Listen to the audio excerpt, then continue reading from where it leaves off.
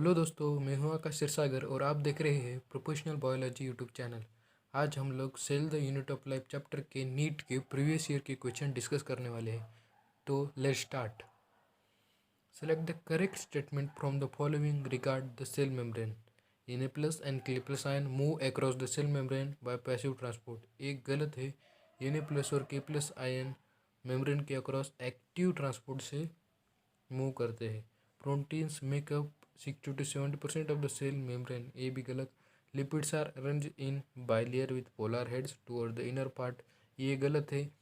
Lipids का arrangement में polar head outward होता है, यानी कि बाहर की साइड होता है, और नॉन पोलर टेल अंदर की तरफ होती है। ये भी गलत हो गया। अब चौथा option, fluid mosaic model of cell membrane was proposed by Singer and Nicolson. ये एकदम सही है। फ्लूइड मोज़ेक मॉडल सिंगर और निकोलसन ने ही दिया था। अगला, ribosomes are produced in. Option A nucleolus, option B cytoplasm, option 3 mitochondria, option D Golgi bodies. इसका सही आंसर है nucleolus, option A. Next, centromere is required for. Option A movement of chromosome towards poles, option B cytoplasmic cleavage, option 3 crossing over, option 4 transcription. इसका सही answer जाता है option A movement of chromosome towards poles.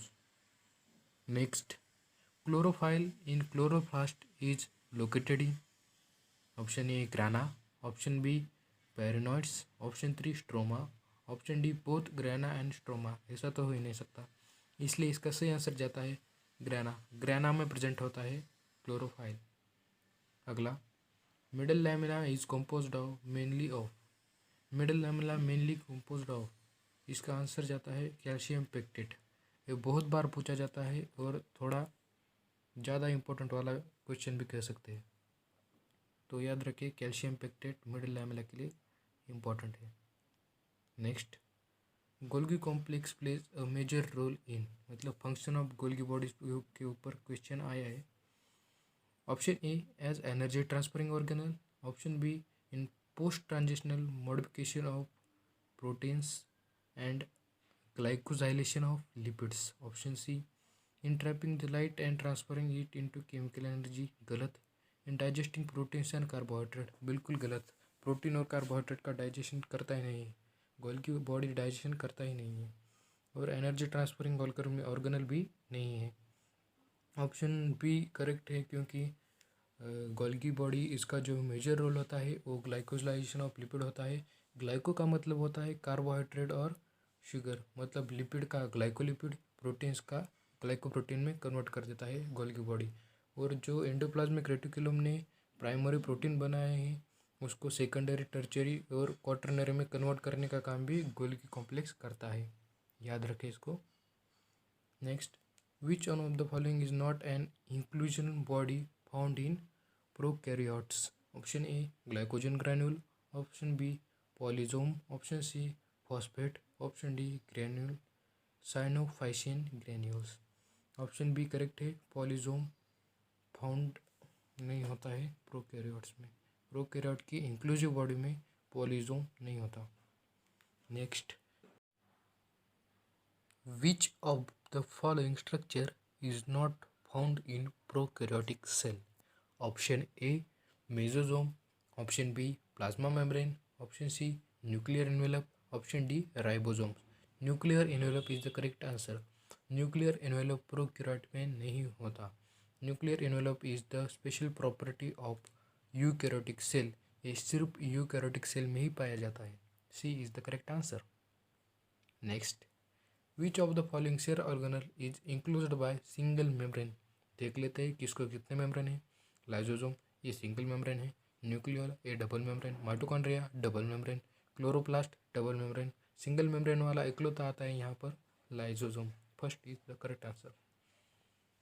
अगला, microtubules are the constituent of. Direct सही answer पे जाते हैं spindle fibres, centrioles and cilia. Microtubule में कौन कौन होता है? Spindle fibres, centrioles and cilia. Next, mitochondria and chloroplast are a semi autonomous organelle. सही है। B form by division of pre existing organelle गलत, and they contain DNA but lack protein synthesis machinery.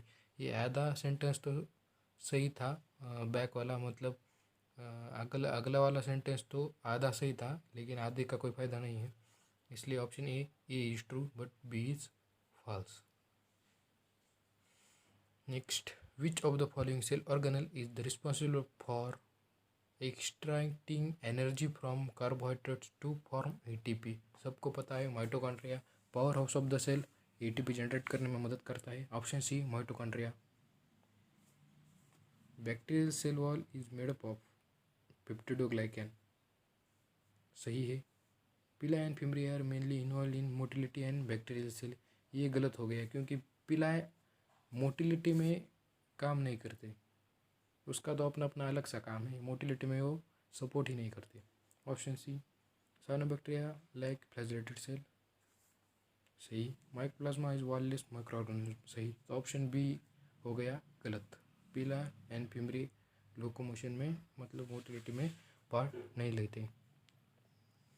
Cell organelle containing hydrolytic enzyme is, option A lysosome, microsome, ribosome, mesosome. इसका answer है lysosome is the correct answer. Lysosome के पास hydrolytic enzyme है। ये इस पर मैंने एक वीडियो भी बना दिया है लाइजोजोम पे, मेरे चैनल पे देखिए या फिर डिस्क्रिप्शन बॉक्स में मैं इसका लिंक भी दे दूँगा। लाइजोजोम पूरा बहुत ही कम समय में मैंने पढ़ाया है।